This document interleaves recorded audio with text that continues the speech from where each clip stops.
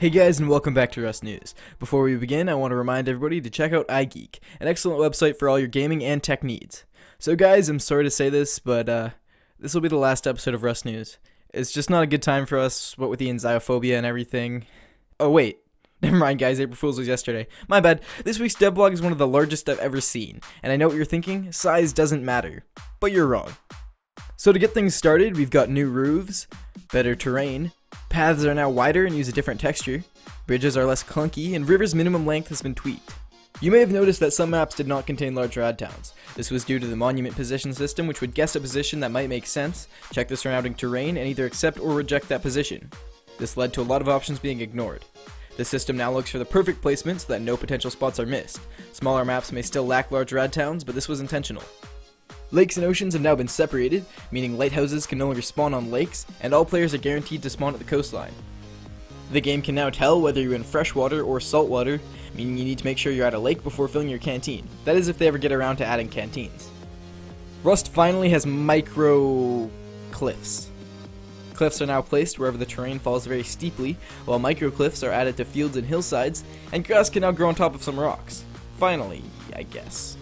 Diogo and Andre replaced the old terrain color map with a set of 4 colors per texture, allowing them to get a lot more out of the terrain while preserving a much nicer texture transition.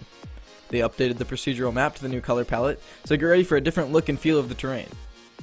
Forests got a lot bigger, and we now have crystals which spawn in snow biomes. Crystals drop ores for now, but sneaky little Gary has another plan up his sleeve.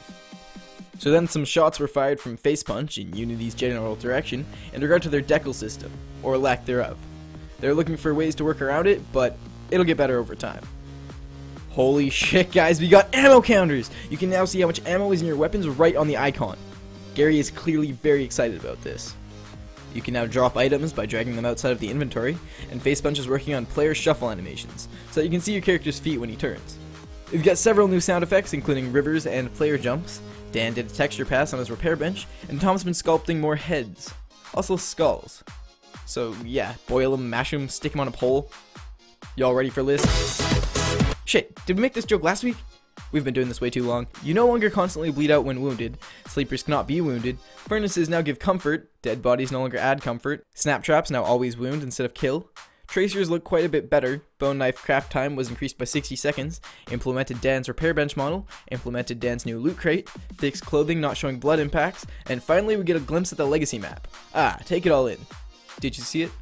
Just kidding guys, enjoy. Thanks so much for watching guys, I hope you enjoyed. If you did, please tune in next week as we continue to see what Gary and his team have in store for the future of Rust. Don't forget to hit the...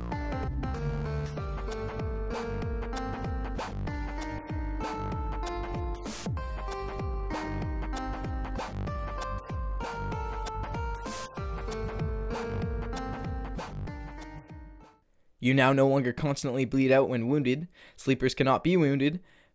Wounded.